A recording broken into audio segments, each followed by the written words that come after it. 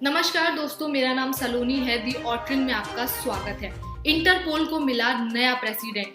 UAE के Ahmed Naser होंगे Interpol chief. CBI के special director Praveen Sinha executive committee में शामिल। संयुक्त अरब अमीरात के Ahmed Naser Al Raisi Interpol के नए चीफ होंगे। वो इस पद पर 4 साल रहेंगे। गुरुवार को तुर्की के इस्तांबुल में हुई इंटरपोल के 140 सदस्यों देशों की मीटिंग में नसीर को इंटरपोल प्रेसिडेंट चुना गया। उन्होंने चेक रिपब्लिक के कर्नल सेकरा हवेनकोवा को हराया। सीबीआई के special director Praveen Sinha international criminal police organization की एग्जीक्यूटिव कमेटी में शामिल किए गए। न्यूज एजेंसी के मुताबिक सिन्हा का सिलेक्शन बड़ी कामयाबी है, क्योंकि इस रेस में चीन, सिंगापुर, जॉर्डन और साउथ कोरिया के अफसर भी थे।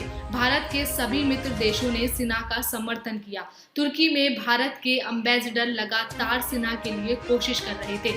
होम मिनिस्ट्री में तैनात हैं रईसी।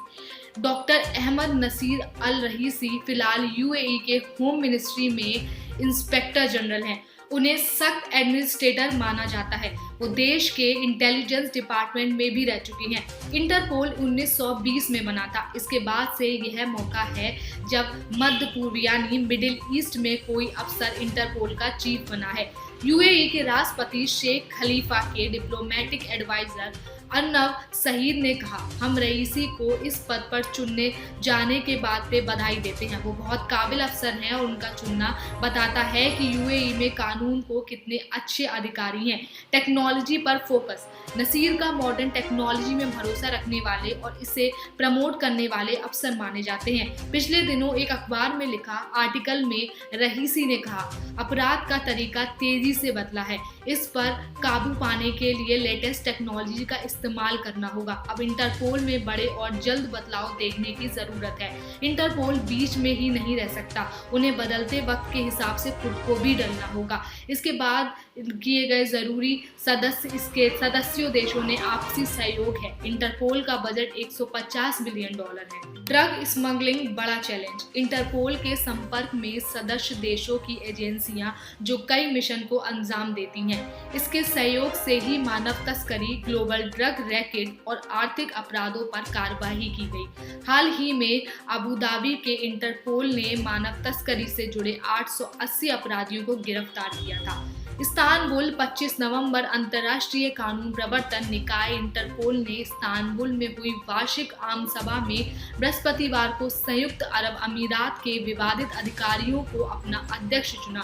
इंटरपोल ने संयुक्त अरब अमीरात के गृह मंत्रालय में महानिरीक्षक मेजर जनरल अहमद नसीर अल रियासी को 4 साल के लिए अध्यक्ष चुना।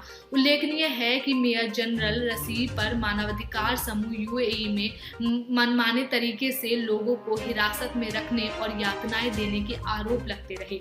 गौरतलब है कि इंटरपोल के अध्यक्ष के चुनाव पर करीब से नजर रखी गई थी, क्योंकि संगठन के पहले चीनी अध्यक्ष मे होंगई 2018 में चीनी जाते वक्त राह में लापता हो गए थे।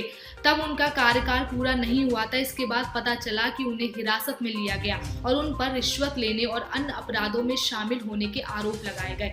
अंतर्राष्ट्रीय कानून प्रवर्तन निकाय ने कहा है कि ब्राजील के बाल्डेजी उर्किजा को अमेरिका के लिए निकाय का उपाध्यक्ष चुना गया, जबकि नाइजीरिया के गरबा बाबा उमर अफ्रीका के लिए इंटरपोल के उपाध्यक्ष निर्वाचित हुए।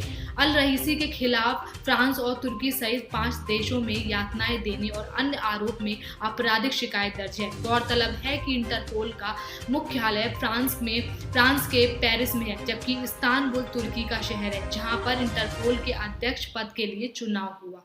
अलेक्जेंडर रूस के गृह मंत्रालय में काम कर चुके थे। उन्हें पुतिन का करीबी माना जाता था। उनको लेकर आलोचना शुरू हुई। कहा गया कि रूस अंतर्राष्ट्रीय कानून का मजाक बनाने के पुख्त में है। अगर उनकी तंत्र में आया व्यक्ति मुखिया बना तो इंटरपोल का दुरुपयोग बढ़ जाएगा। आखिर साउथ कोरिया के किम जोंग को प्रेसिडेंट चुना गया। यूएई पर लगातार मानवाधिकार उल्लंघन और आलोचना को दबाने के आरोप लगते रहे। अल रईसी का नाम जिम्मेदार लोगों की लिस्ट में शामिल हुआ था। इंटरपोल अपनी छवि को बचाने में सफल हो पाता है या नहीं, यह देखने वाली बात होगी। इसके अलावा यूएई ने इंटरपोल को लगभग 33 करोड़ रुपए के डोनेशन का वादा किया हुआ है। इंटरपोल का सालाना बजट 110 करोड़ के आसपास रहता है। उसे ऑपरेट करने के लिए सदस्य देशों से मिले दान की जरूरत होती है, मगर यूएई 1/3 खर्च उठाने के लिए तैयार है, तो कोई देश शायद ही उस पर आपत्ति जताए। अल रईसी की जीत के अनुसार के साथ ही आरोप प्रत्यारोप का दौरा भी शुरू हो गया है। 2 ब्रिटिश नागरिक ने रईसी पर हिरासत में टॉर्चर का आरोप लगाया। मैथ्यू हेजेस को 7 महीने जेल में रखा गया था। अल इद अहमद दुबई में छुट्टी मनाने गए थे। वहां उन्हें कतर की फुटबॉल टीम का टी-शर्ट पहनने के लिए गिरफ्तार किया गया। इसी पर स्वीडन, नॉर्वे, ब्रिटेन और फ्रांस में मानवाधिकार उल्लंघन के केस भी दर्ज हैं। इंटरपोल का हेडक्वार्टर फ्रांस के लियोन में है, मगर अल रईसी चुनाव जीत जाता तो उसे फ्रांस की जमीन पर आना पड़ता। ऐसे में अगर कोर्ट का आदेश आया तो फ्रांस पुलिस उसे गिरफ्तार भी कर सकती है।